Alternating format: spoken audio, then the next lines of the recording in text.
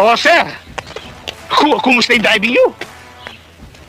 Na-color coding ako eh. Ang ibig ko sabihin yung ataw mo doon sa bola, yung golf ball. Taksya po.